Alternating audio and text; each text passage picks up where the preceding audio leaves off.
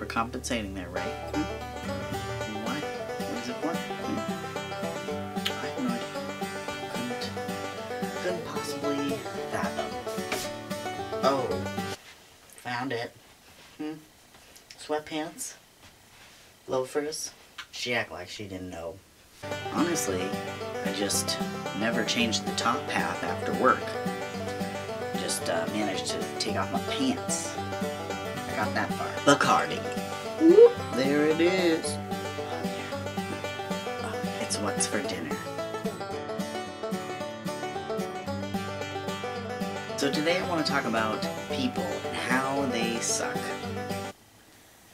But not like that, because that's for a different video, in a different time, in a different place, in a different space. I guess I'd have to plan it better. You can't just go pulling something like that out of Uranus. Jupiter, I barely know her. I really want to discuss one of society's downfall, one that I like to call the reliable, relatable factor. Most people are unable to understand situations unless they have been through the same thing, or something similar. I think that's very common, and honestly I think it's very understandable. But if we take it a step further, most people are unable to validate others unless they can relate. So there are two factors at work here. For most, we cannot relate unless we have been through that experience. And or, if we have been through that experience, but we have a different feeling because of that experience, we, again, cannot relate or understand. Bacardi. This is the kind of shit that causes so many problems. Let's talk about people. There are so many of us think, feel, act, believe, etc., etc., etc.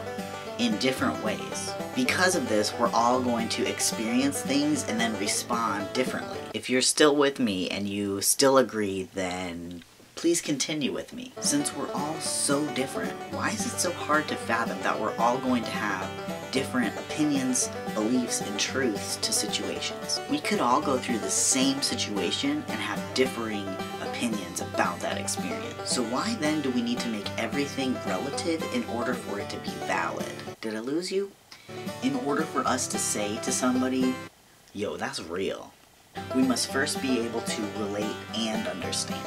It's complete bullshit. Why is it so hard to believe that all of us are going to have differing truths, and that doesn't make anybody's truth less valid? Oh my gosh, why did they do that? You know how you're attracted to men? Well, that's how I'm attracted to women. You know how you know you're a boy? Well, that's how I know that I'm a girl. Imagine if tomorrow you wake up in a world where you have to tell your white son how the police are going to discriminate against him, so he should never put his hands in his pockets or wear his hood up, or else he may be targeted. Why is it that we have to have these types of analogies? Why can't we all just understand that just because it's not our truth, doesn't mean it's not somebody else's truth? I mean, I do get it. We live in a very selfish society and the entire world revolves around us. Bacardi.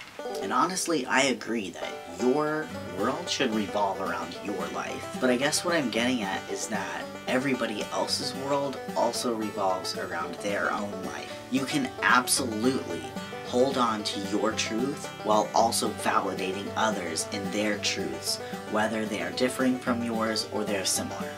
Am I making sense? Bacardi. So let's talk about it. How do you feel about it? When other people invalidate your truths, how do you feel? Do you ever catch yourself invalidating other people's experiences just because you don't feel that way? I want to know. Let's talk about it.